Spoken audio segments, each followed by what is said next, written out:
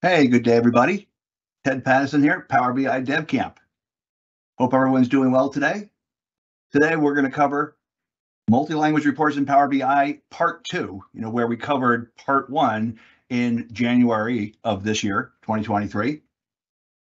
Now, this is session 34 of Power BI Dev Camp. And a little over 34 weeks ago, when I decided to commit to the last Thursday of every month to do this, one of the things I didn't expect was that this week, in addition to me doing this session, Microsoft is also running the Build conference for developers, and the Power BI and Synapse teams have made a lot of big announcements around Fabric. Okay, so we're not going to be covering Fabric in this session, but it's just a landmark, case for us on the Power BI team, kind of seeing this new unified environment. And, I'm sure that Power BI Dev Camp sessions moving forward, we'll start, covering Fabric in context of Power BI as well. Okay, so let's go ahead and get started. So, once again, I have laid the groundwork and covered a lot of fundamentals in the January session, which is Power BI Dev Camp session 30. And so in the first session here, we'll just review some of those fundamentals, and cover some of the basic aspects of, what everyone needs to know. Now, section 2, we'll talk about culture names and how Power BI, the Power BI service loads translations. And this is new content. So, this is something that you're going to have to pay attention to if you're creating reports and data sets with multiple locales for the same language. And we'll get into a lot of detail. We're going to revisit formatting numbers and dates, and also talk about the introduction of a new feature called dynamic format strings. And in the January session, when we got to implementing data translations, I had to rush through because of time constraints. So today we'll take a more leisurely trip through, what's involved if you want to implement data translations using field parameters. And at the very end, we have a small section on some of the steps ahead we've made in allowing you to also localize paginated reports, as well as PBIX reports. Okay, sound good? Let's keep going. So just to kind of see things at a very high level, Power BI provides the internationalization and localization features, that makes it possible for us to build a report, that renders for one user in English and another user in Spanish and another user in French or German. So what has happened in the past is quite often people have just done a save as in a PBIX file, and then you have one version of the report and data set in English, one in French, one in German, and that's just a maintenance nightmare. So this technique is going to allow you to do, everything, without having any redundant PBX files. Now, there's also some recent advancements over the last year.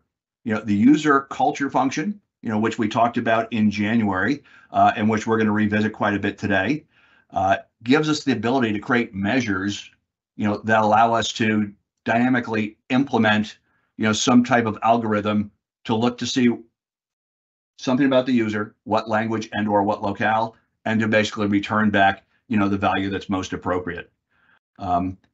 Also, when we get to the end, we're going to see that field parameters, that were introduced over the last year, also give us a key to implementing dynamic data translations as well. Okay, now also the guidance that we're going to see is based on a open source utility that I wrote, which is called Translations Builder. And it's a tool designed to work, together with Power BI Desktop. Now, there's also a multi-language report. What I'm going to do is I'm going to jump over here, and I showed this, in the part 1, but now there's been some changes. What you'll see is that at first we had French and France, but now I'm also including the locale as well. So we want to provide support for French, not just in France, but in Belgium and in Switzerland and Canada. And there'll be quite a few issues that we talk about, in this hour, that will give you the underlying information you need to be successful when you have to implement, a report and data set, that supplies metadata translations to, users from different locales that all speak the same language. And once again, we'll definitely have a whole section on that. Section 2 is when we're going to drill down, on that aspect. Now, some other basics is that there's metadata translations. We spent more time in session 1, but just as a quick review, data set objects, such as tables and columns and measures, have names, and we can add translations for those using the caption property. Now, there's also 2 other properties that support translations, which is the description property and the display folder. And what I would say is if you're building reports for consumption only, you really just need to worry about the caption property in the vast majority of cases. If you want to create a data set that's going to allow a user to go into report edit mode, they're going to see things like descriptions and display folders, so to kind of allow self-service that supports multiple languages, you might need to supply metadata translations for those properties as well. Now, one thing to note is that currently metadata translations, require Power BI Premium. You have to have a workspace and a premium capacity. And it's not supported in the shared capacity, although that is something that we're working on. And so what I suspect is that this limitation, that this technique that we're going to look at, in this hour only works in Power BI Premium workspaces. Hopefully by the end of the calendar year 2023, it will be supported, across workspaces that are not premium workspaces. And finally, remember that metadata translations are only supported for dataset objects. So there's nothing in the report designer or report layout editor right now, that supports, any type of translations. So in many ways you have to play tricks with the data set, adding measures, in order to get report label translations. Now, there are 3 different types of translations, and metadata translations are the one that are explicitly supported in Power BI datasets and reports. Now, there's also report label translations. And once again, we covered these in session 1, so we're going to move through these pretty quick. And then finally, there's data translations. So metadata translations and report label translations, will be required in 99.99% of scenarios, where you're doing translation. Data translations, it's not so obvious whether it will be a requirement of your project. And we'll talk about that in a later section. Now, also, we have a new version of Translations Builder, and we're going to talk about, in this session, what new features have been added. And the idea is that it provides support for 2 things: adding the metadata translations, for your dataset object names, and also it provides an innovative approach, for creating and maintaining and surfacing report label translations. Now, Translations Builder 2.2, that's the current version. Let's actually move over to Power BI Desktop. And, as I move over to Power BI Desktop, and I have a very simple data model I'll use as my starting point. And so if we go to External Tools and we open up Translations Builder, you're going to see, first of all, it should say version 2.2. And there's going to be some new features that we're going to look at. And in particular, adding multiple locales, for the same language. I want French in France and Belgium and Switzerland and Canada. I want all 4 of those, so that's support to be able to handle that scenario, in Translations Builder 2.2 or later. Now, also, we have this idea of, generating machine translations. Now, without going into detail, because we covered this last session, the idea is that, you could cover something, such as you wanted to add Spanish. And now that you've added Spanish, you want to generate translations, for Spanish. And so what the tool allows you to do, once you've configured a key and location, for an instance of the Azure Translation Service, it can automatically build these translations for you. So now we've added Spanish. We have also, let's go ahead and add French. And now let's go ahead and, generate translations for that as well. So what you've kind of seen with the tool, is that it allows you to add a language, and then, just to get something up and going, it allows you also to generate the first round of translations, using AI, using the Azure Translator Service. Okay, now, one of the things that we covered in the last session, and I just want to kind of cover this at a high level, is that Translations Builder, introduces a very unique approach to implement localized labels. And so what it does is it has a strategy, based on, creating a hidden table named localized labels. So the idea is, back here, if we look at these tables right here, and now let's go back over here. And so what we're going to do is we're going to come down here and say, create the localized label table. And, once we've done that, it automatically creates this table and adds it down here. Now, it adds in 3 different labels for your report that, you might not want or care about. So what we're going to do, is give you a quick way to come up here and say, add labels here. I'll go into advanced mode. I'll delete, all those existing labels right there. And note that I'm only showing Power BI Desktop to show you what's happening behind the scenes.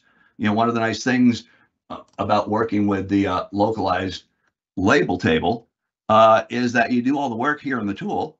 So, let's go in here. Here are the labels that I want. We're going to go ahead and add labels. And what you're going to see is it adds these measures here to a hidden table. And what's kind of neat about it is it just adds into the translation grid, those particular names. And so what we'll do now is we'll fill all empty translations. So it just kind of gives you a quick way, to add things in. Also, let's go ahead and add German here at the same time. It allows you then to kind of take your metadata translations and just kind of mix them together with your report label translations, and they're stored in the same data set inside the same PBX file. So it just gives you a much more manageable way than if you were going to deal with the report label translations and the meta translations, independently. Okay, so now that we've kind of done that quick work right here, you've kind of seen how we've created the localized label table. We've also seen that, it in and of itself doesn't give you all you need, but the idea is that once you've created the localized label table, you've added your labels and you've added translations, the next step, and, as we go back here, if I go to report view, we're not showing anything to report, editors, with the localized label table. So what we do instead, let's get back here and we're going to say generate translated localized label table. And what that's going to do for us, let's get back here, is it's going to add this other table. And, once it adds the table, every time you run that command, it just deletes all the measures and recreates them. But unlike localized labels, translated localized labels, let's go up to the report viewer, is what we expose. So the idea here is that I now have these measures, and what you'll see is that these measures are then, with a switch statement, we evaluate, what is the, the language or the user culture that's passed in, and we basically return, something based on that. Okay, so now that you have these measures, the idea is that, and I'll just do this on this first, the first page. There's 3 pages. I won't go all the way through, like you can do in the lab, but as we, get here, and, I would like to format that, one of the things that we're going to be able, to do, is to, be able to get into the different properties here. I got to click one more time. Okay, now that I've done that, I should be able to see style and size, look at the background, and change the text. Okay, and, same thing as we go through to all these, we should be able to look up there and kind of see, what is the text inside there. Okay, if I go back to button style, and finally we can find the text, and we kind of find inside here, there's hard-coded text. This will never switch no matter what you do to the report or data set. So instead, let's go back there and kind of find that, sales summary label. We'll do the same thing to this right here. And we're just kind of switching from using the static text, to using, the measure that's going to be able to kind of evaluate things inside there. And two more I need to do, sales over time. And then finally, we'll come back to this rectangle right here. Let's make sure I got the right thing selected. And style shape and text. And there we go. Okay, so now that I've got these things set up inside here, I've basically got in metadata translations. So all my visuals, like bar charts and card visuals that show the measure names, they're just going to switch over automatically. Now you can see here that let's go ahead and save. And now let's go ahead and publish. So, as we publish this, what we're going to see, and just waiting for Power BI Desktop to wake up here. Okay, looks like he's finally coming to. And, with this, we're going to go ahead and push that out. Okay, finally back. Now we're going to go ahead and push to a place that I've already pushed this report. And, as we're doing our testing here, okay, so we've pushed this report out. Now that we've pushed the report out and, we go back to this report, this is going to be our demo one. And if we now kind of go to this report, we're able to kind of see the report, but now what we want to be able to do is test the report. Okay, so as we covered in the first section, one of the things that we'd like to do, is to use the language parameter. And what we're going to do is we're going to match, what we have for one of those languages, like FR, for French in France. And what we should then see, is that my report switches over, with the, there are the measures, there's some column names, everything's switching over fine. We don't have data translations yet. We haven't even gotten to that, but we have, implemented the metadata translations for our data set objects. And also, as you can see at the top with the report header and those button captions for navigation, we also have report label translations. Okay, and just to kind of wrap up here, what you've seen, is that, we're able to implement report label translations by, creating measures in the translated localized label table. One of the things we're going to see in the next section, and this is one of the changes that you'll see between Translations Builder 2.1 and earlier and 2.2 and later, and that is up to 2.1, when we kind of looked here at the text, it would just have the language portion, and not the second portion, but a big change going to 2.2 in the support scenarios, that we weren't supporting correctly before. We're now going to add, the entire, code for the language and locale. And that is something that we call a culture name. Now to get to the second section, there's where we're going to drill down, on culture names and what they, what we need to understand. Okay, one quick thing to note is that, once you've added your report labels and you've kind of added, the translated localized labels table into your report, then the easiest way to surface it that I found, other people might have different preferences, is I like to use just the shape, just the rectangle. To me, it has far more formatting flexibility than something like a text box. But the idea is you put a rectangle on the screen. Now you go to the properties, you find that text property, that at first could be, hard-coded text. But then, as long as there's the little FX button, we're going to click on that. We're going to add in, that measure, and now we are, good to go. Okay, now, as we've seen, when we want to test translations, a key point is you can't do any testing in Power BI Desktop. If I had one wish, it would be for Power BI Desktop to give me a quick preview window and let me pick the language. I think that will be coming someday, but it's not here now. So what we do is we basically, push that push that, data set and report, into the Power BI service, after we've added the translation support. And then we're going to use the language parameter and just kind of do all the testing. Now, just to get through this first section and still in review of what we did in part 1, we also introduced the idea of a translation sheet. So what you're able to do, is take all the translations, that are just kind of in metadata in some strange format, inside the data set. And the tool gives you the ability to export them, into simple CSV files that you can then, send to some human translator, who's able to open them in Excel, make the changes and send them back.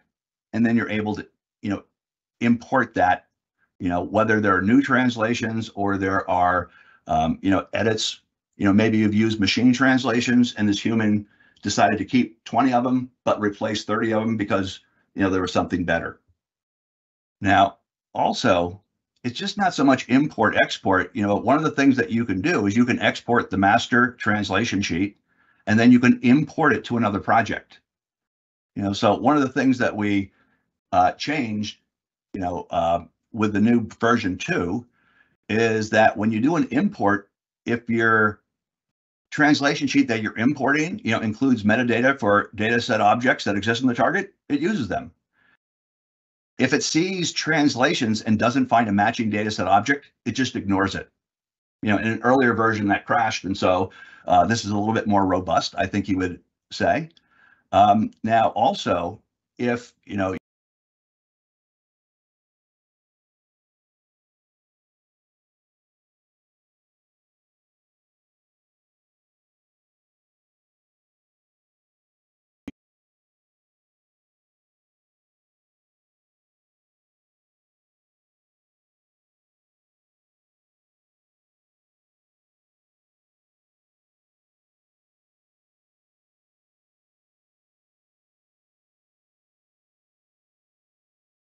have lots of different data sets and you already have, sets of translations that you've created, that you could create a master translation sheet that you could just import, at the beginning of each project. Okay, now a quick flash to resources that we have. If you haven't read it, I would say go through the guidance document that we have on the GitHub site. There is the URL right there. We also have a hands-on lab, that kind of takes you end to end, through adding all 3 types of translations. Okay, so that was the review. Now we got to have, a discussion about something that, currently is changing in Power BI. But if we want to,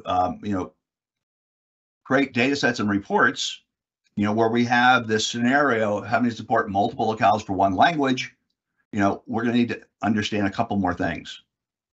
So first of all, let's start with this idea of a culture name. So the idea is that when Power BI loads a report, it builds a user context. And part of that user context is what language does the user speak and what is the locale of the user. So a locale is a geographic region. Typically it's a country, like the UK or like the United States or France or Belgium or Canada. And a couple of examples, are ENUS is a user in the United States that speaks English. And so what you see here is, a very simple example of culture names, but note that for any one language, English, Spanish, French, or German, there's only one culture so far. Okay, and if that's your scenario, hey, that's fine. It makes things easier. Now, let's talk about why things get complicated. Now, data sets have objects. They have tables, columns, measures, and they have names. And so when you create a data set, it gets a default language. So all the ones I'm using, have ENUS as the default language. So when it's time to load in the report and show column names in English, we don't need translations. We can just use the object names. And then after that, you're able to start adding metadata translations. And I kind of think of, when we look at, this tool and you look at a column, what you're going to see here is that it's a set of translations. And a key point is that culture name, kind of acts as the key. So when you reach into the translations collection, you basically pass a culture name, and that is what you need to do anytime you add a new language, or anytime you need to retrieve one. Now, there's actually no need to supply metadata translations for the default language. And that's because when you load the report, if it loads in ENUS and there are no metadata translations for ENUS, it just goes back to the dataset object names. But again, instead of kind of thinking that there aren't metadata translations for the default language, maybe you can kind of think of them as a virtual set that's just kind of there automatically.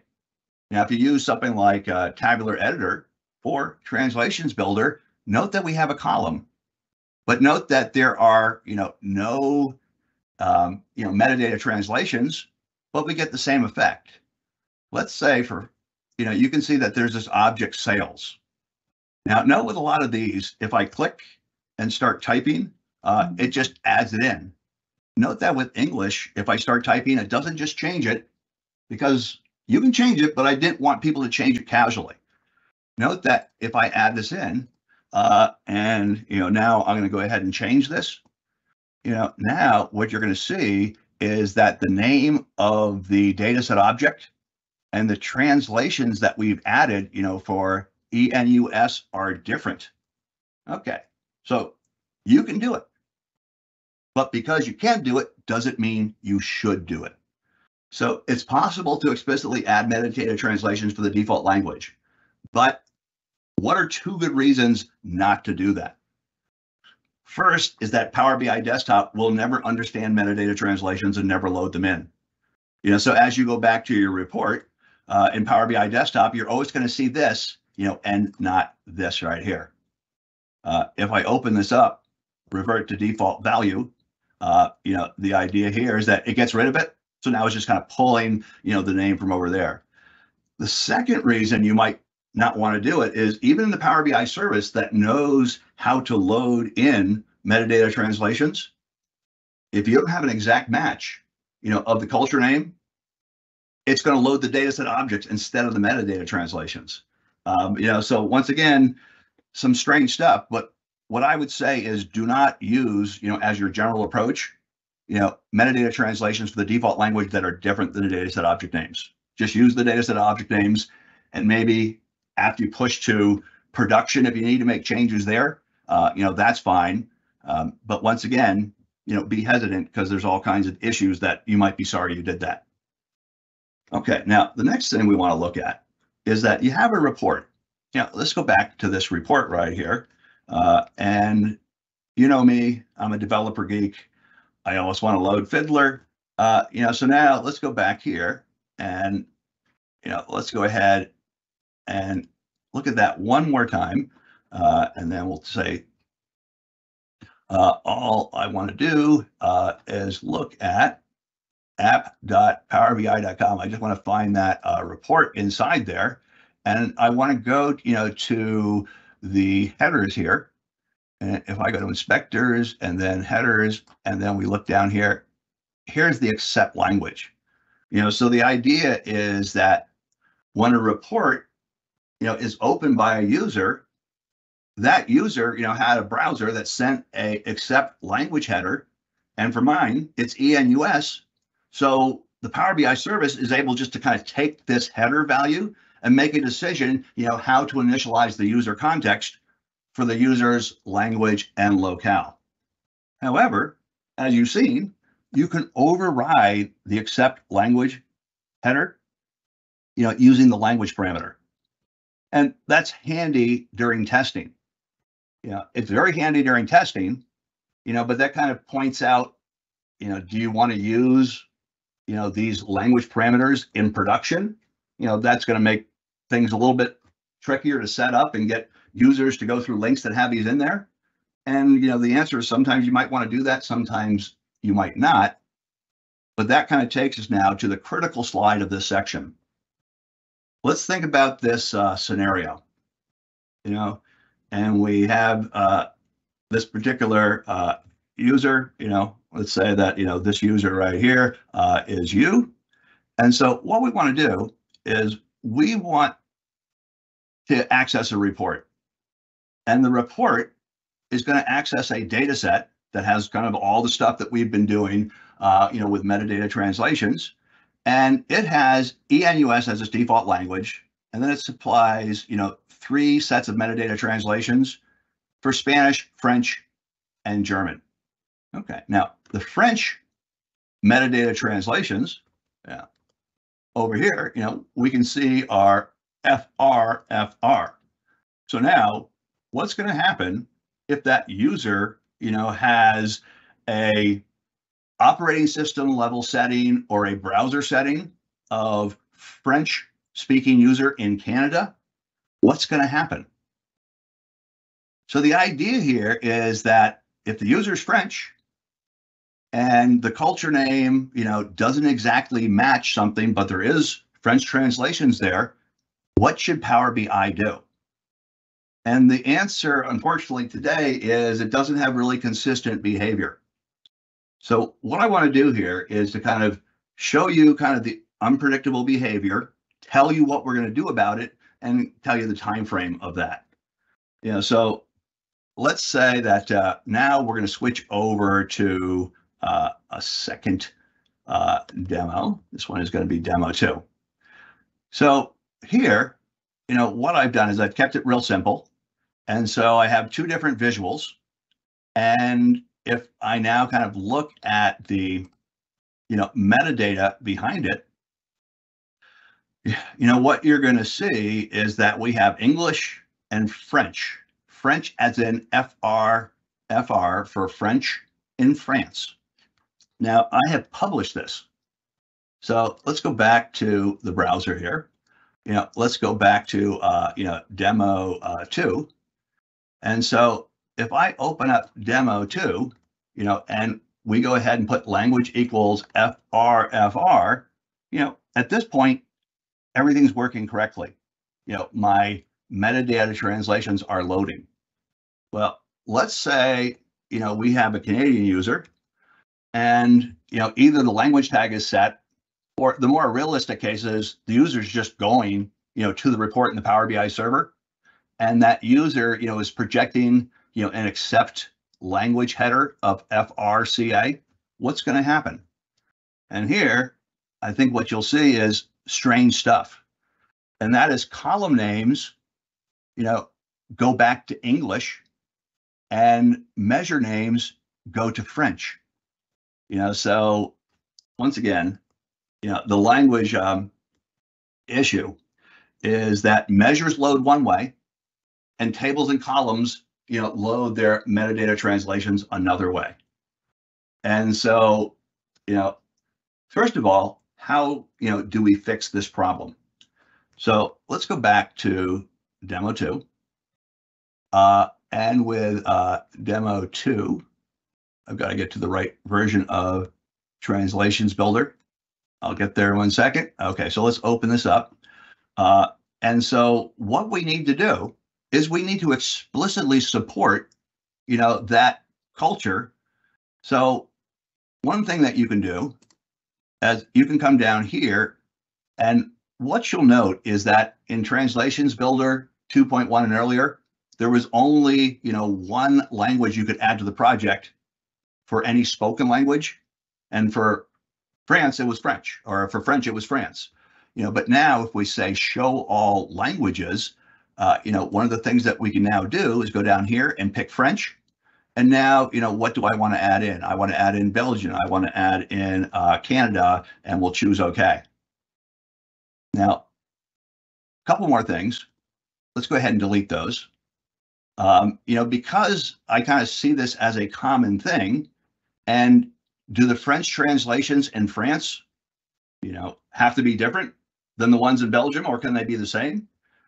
So there is if I right click on a column, the idea is I've already got my French translations. I just want to kind of support them in several locales. So I'll say copy to new language, and here is Belgian. Once again, I'll come back here and copy to new language. And now, we'll support Canada. Also, let's say I come down here and make a change. Try that one more time.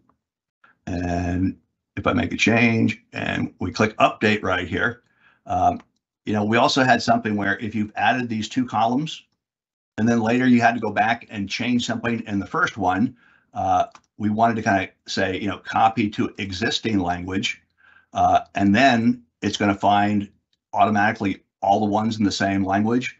And now you can see it just kind of dupes things over there. Okay, let's go back here. Let's make, one more change, and then I'll do the same thing here. Well, I'll say, copy to existing language. So just trying to make it easier, to duplicate these so you support multiple culture or multiple locales for the same language. Note that in some cases, you might have different values, between, French in Canada and French in France. So you certainly have that capability. Okay, now that you've seen that in here, let's go back to our demo 2. And let's see a before and after. And here, we're looking, specifically, for the language FRCA. And as I hit enter, right here, what we're going to see is it's still broken. I get column names in English. I get measure names in French. So now that we've made that change, to our project, let's go back here. Let's go ahead and publish. And this time, as we publish and Power BI Labs, what we're going to see is that now you don't have to worry, about pushing a culture name that doesn't exist. Okay, now that we've pushed that back, let's go back here and run this one more time. And what we should see is that, now, things switch over, the correct way. And so, the moral of the story, is that if you want things to work smoothly in the Power BI service so that users can just come and open the report, then, you really need to kind of collect, what are the different culture names that you need to support and add them, into your project.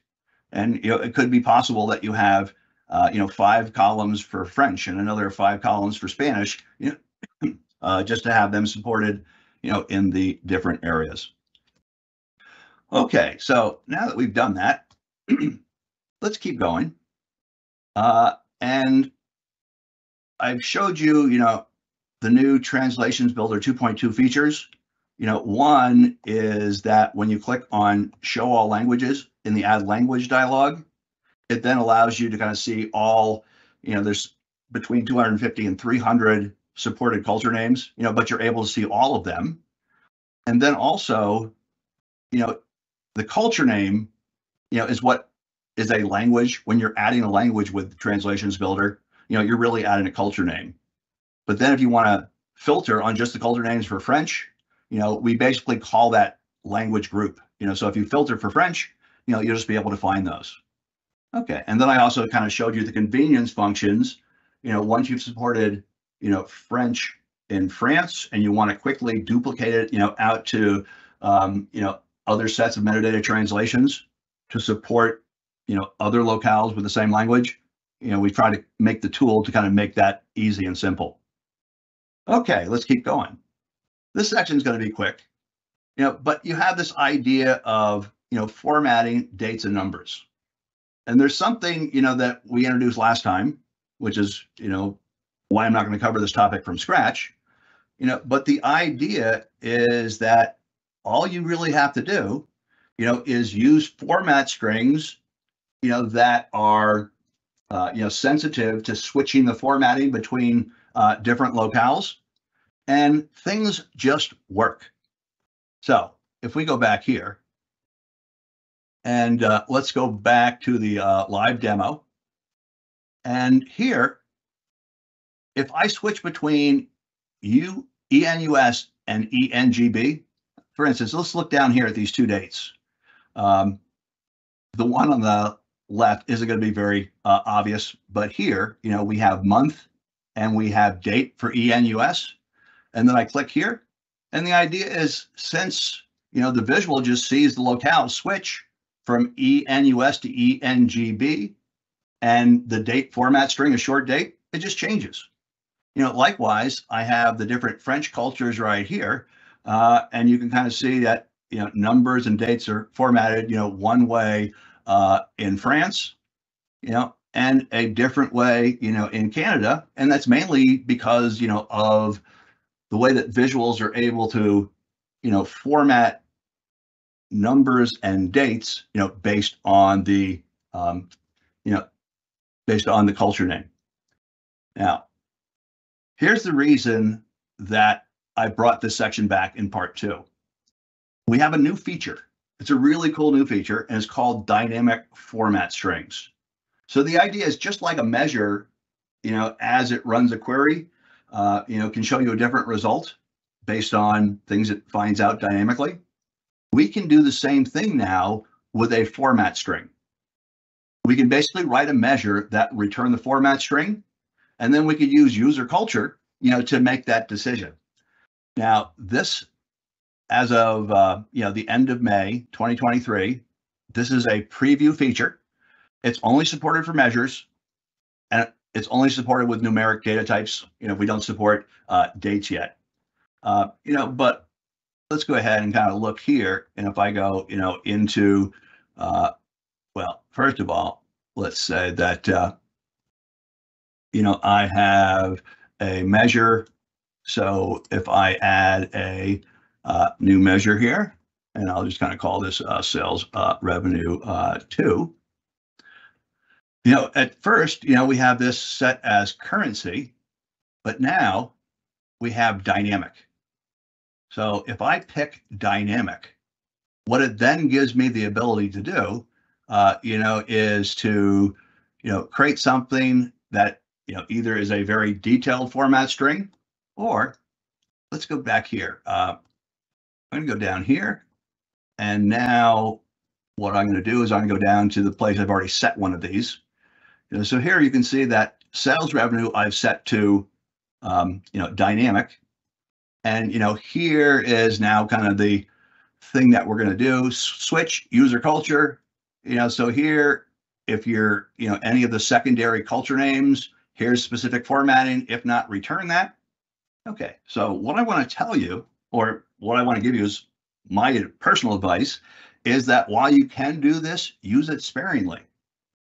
The way that you just set a static format string and just your application, switches the culture name to a different locale and it just works, that is very little maintenance. If you start writing a lot of measures, unless your strategy is that you're the only person in your company that knows DAX and you want job security, and you don't mind the maintenance, okay. So I say use dynamic format strings whenever you can't get, the regular approach of just using locales and static format strings working. Okay, now 2 more sections.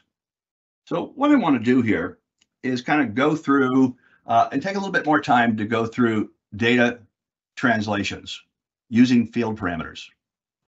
Okay, so with data translations, they're the third type, and as I, said before, Power BI doesn't have explicit support for data translation. So you have to kind of come up, with some type of a design. And what I'm going to show you is one possible design, certainly not the only one, but data translations, are generally when we want to take the translations, of our actual data, text values in rows of the data we're analyzing and switch that. So we also see it in things like the axes, bar charts and column charts. We see it in legends, and we see it in slicers. So data translations, require the most effort, and it's a best practice to implement them, using field parameters. Now, if you have a scenario, let's say that you're creating a piece of software, that has, your report and some backend database.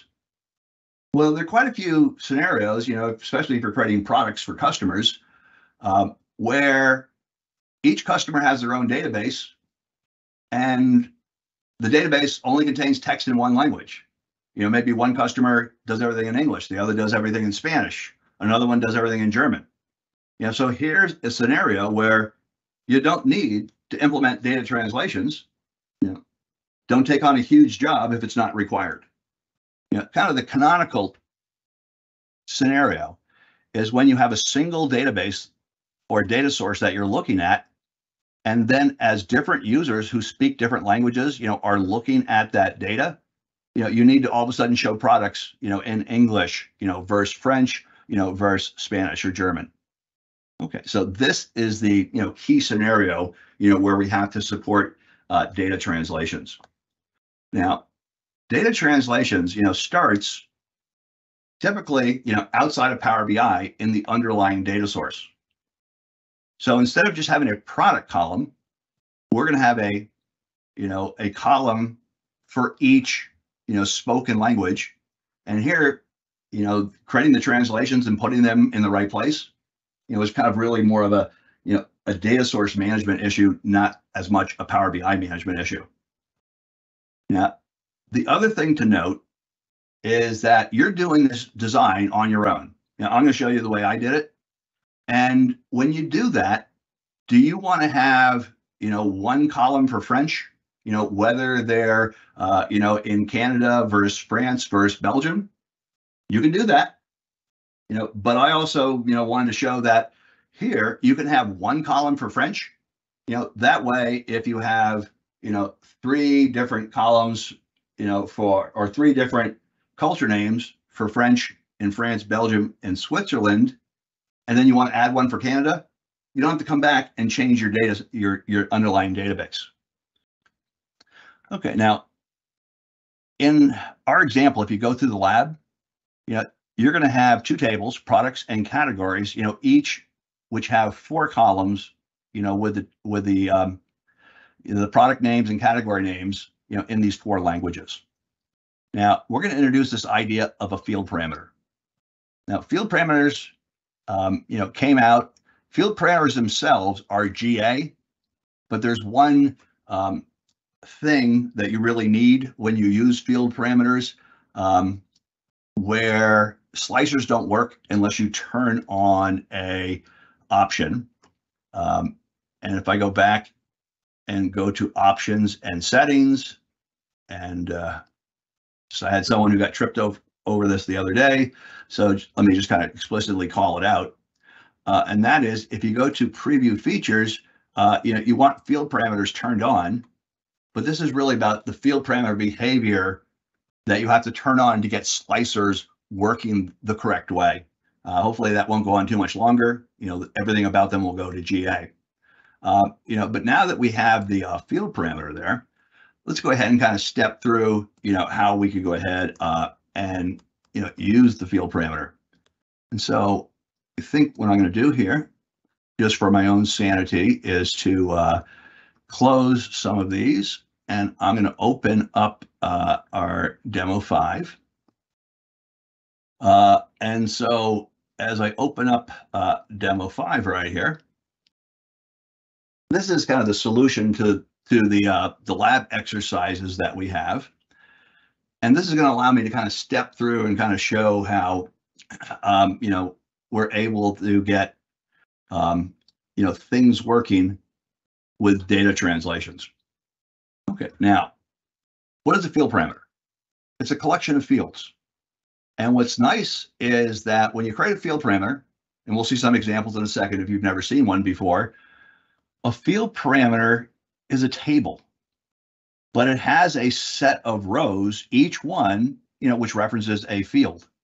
So you can really think of a field parameter, as a collection of fields. And since each field is defined by rows and we can filter rows, a field parameter then becomes kind of a filterable collection of fields.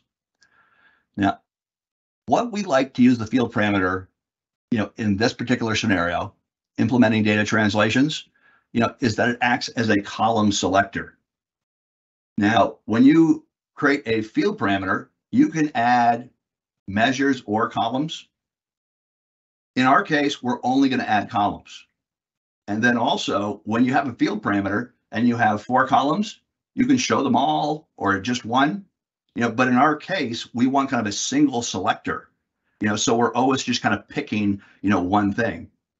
And I point out that we're going to be able to add filtering to pick the language.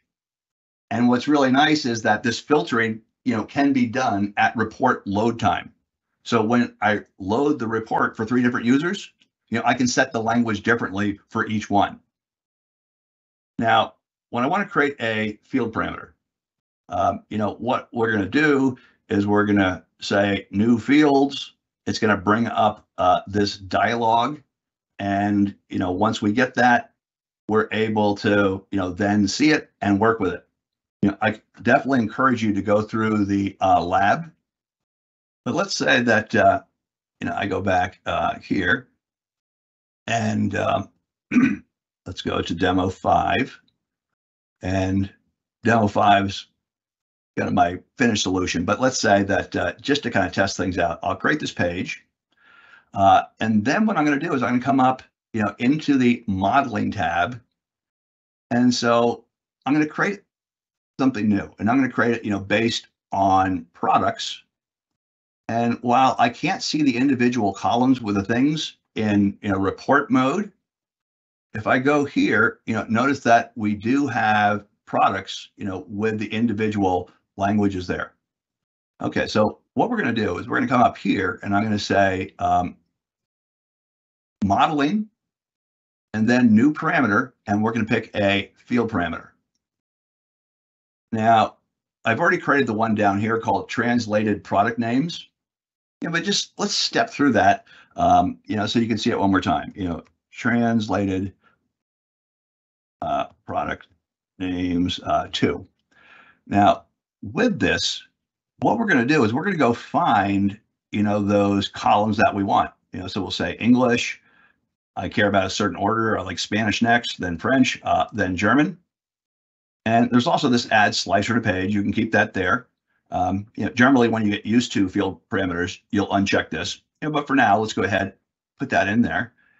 And so now that I've created this field parameter, let's go ahead and take a look at that. If I have a field parameter, it's got this one thing called, translated product names. So if I go into data view, and now we look at this thing, we can see that it's got a DAX expression behind it.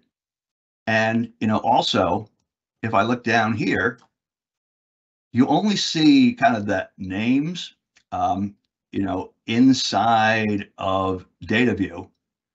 But what I'm going to do here is they've given me these names, that's just product, so that's what I want to kind of see it as, on a report. Now here, they have these big, long names, but, just to make things a little bit more sane, I kind of take the thing with fields and I just kind of rename that to, fields, and then sort order, and once again, the thing to kind of keep in mind that as you're doing this, let's go back to report view. Now, within the field parameter, you only have one logical thing, that you're, laying on top of your report. So in our case right here, let's add a visual. We'll go ahead and, we'll add product inside there. And, now that we have added product, there's a couple problems that we're going to see. One, is that we don't want to see all 4 columns at once. We just want to see one.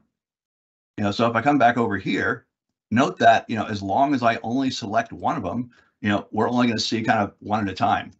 We don't want to allow multiple selection, if we want this to be a column selector.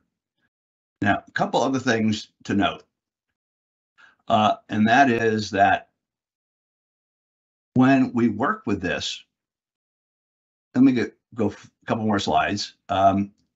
One thing that you'll notice here is that they've kind of hard coded the names, of the columns into your DAX expression. So, one of the things that, you're likely going to have to do, is to be able to change those. And you can see kind of the changes to the DAX expression that I've added right here. This is unfortunate. Let me point out, just in case it's not clear, is that, you'll have metadata, for translations inside the data set.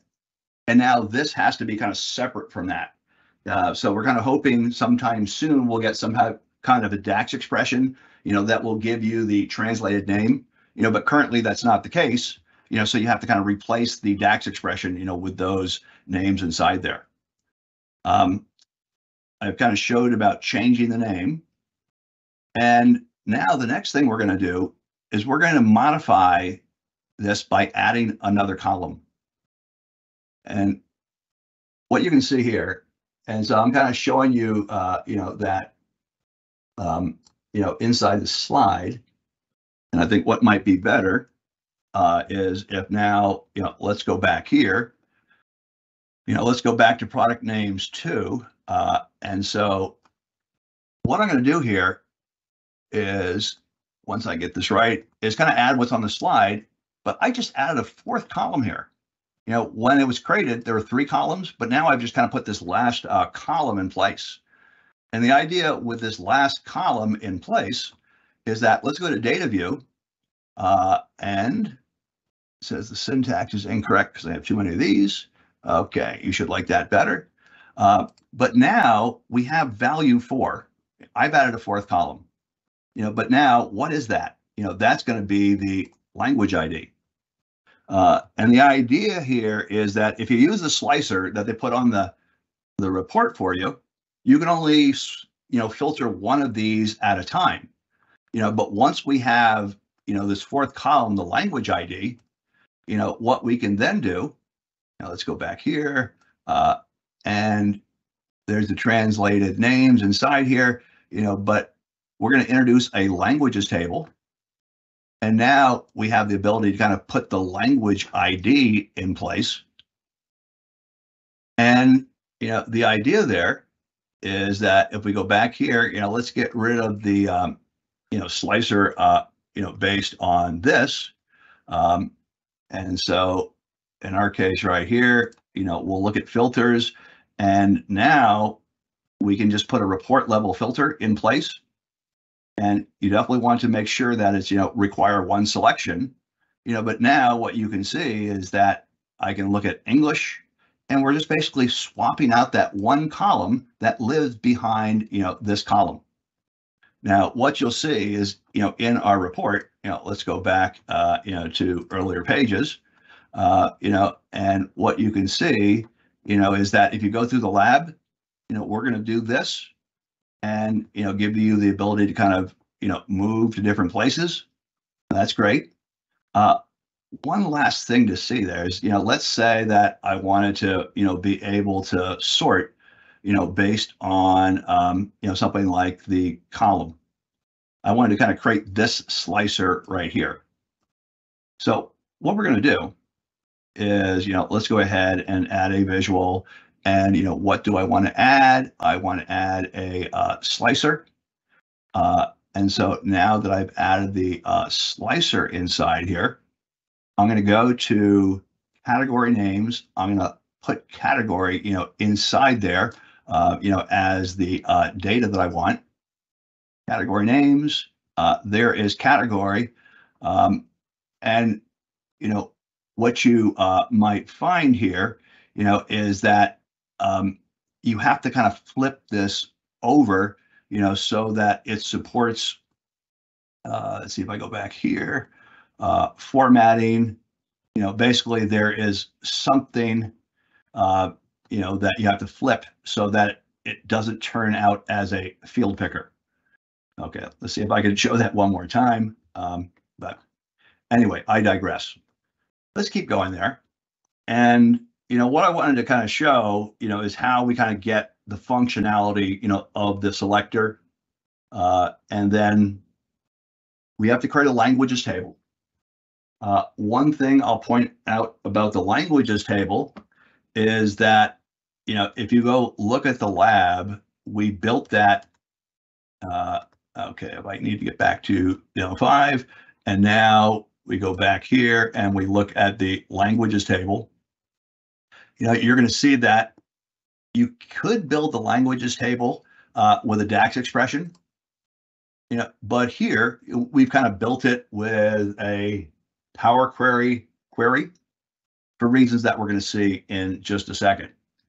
Now, a couple more things we have to talk about. Once we kind of get the language ID in place, and then we're kind of filtering by the languages table. Okay, and you've kind of seen that, we're able to kind of get the translations as long as I can set that filter correctly. So now, how do you set the languages table filter? And that becomes something that's a little bit tricky. So if you're just using the Power BI service, what I found to be the most reliable, even though a little bit of extra work, is to create report bookmarks. So the idea is that if we go to this report, and then, inside the report, I then go and we take a look at bookmarks, show bookmarks, and then I click on the Spanish bookmark, and then I go to the end here. What you can see is that there's this really ugly parameter that you can put in the report URL, which is bookmark GUID.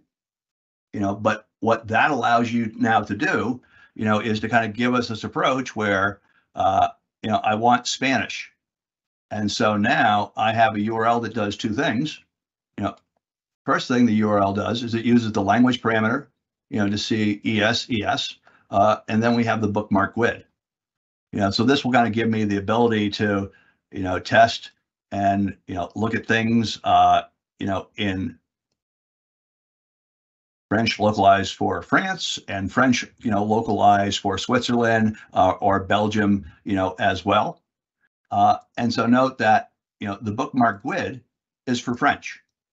And so, note that if I'm going to create URLs for, 3 different French locales, I can use the same bookmark just because of my design where I only have one French column, even though I might be supporting multiple locales. Okay, now that's one approach that you could use. Another approach that you could use is to filter the languages table with row level security. And that gets to be a great way to go if you can. It's got a couple caveats.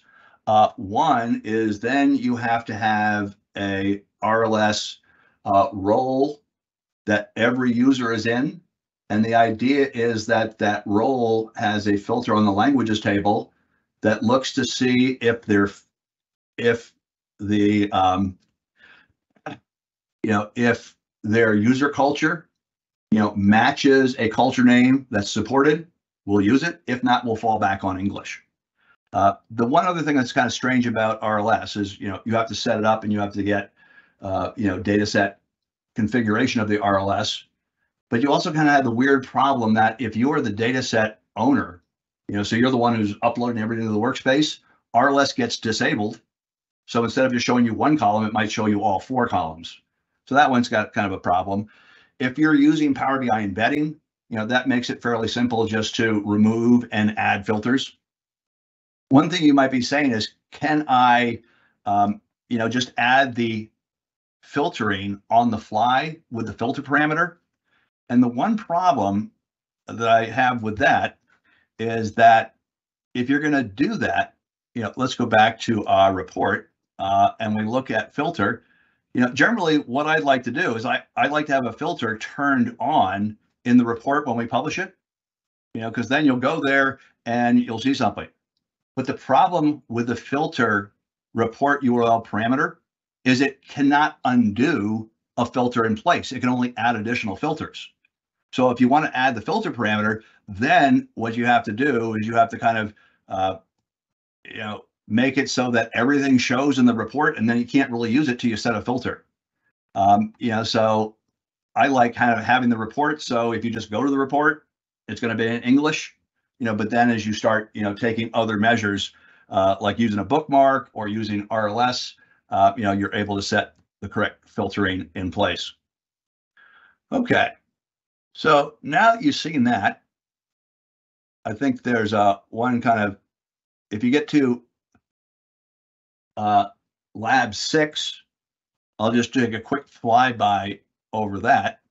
But the lab 6, one of the things that we, wanted to kind of show is that if we go back to the report, and now we get into this one view, how can we make it, such that things like date names and weeks, days of week names, get translated for us particularly. So if I go to German verse, how do we kind of get that effect? And the way that we get that effect, let's go back here, is it kind of starts in Power Query. And so inside of Power Query, here's where we create the languages table. If I looked at the advanced editor, you can see that all you really have to do is kind of maintain. If you wanted to add more languages, just add more rows inside here. But the reason that we created the languages table, in Power Query instead of just as a DAX calculated table, is that we can then use this table as input to other queries. And so what we have here is, languages feeds in. Now, I'm not going to step through these. I'll just kind of show you that these are, fairly, industrial strength M code segments, but the idea that they're able to kind of go through and build these days inside here. And, once we built these two tables, it's just like a table from the database because it has one column for each language.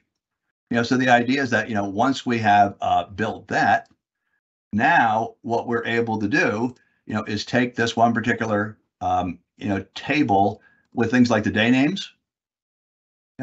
And also note that make sure you kind of set your sort by columns so these things aren't sorted alphabetically.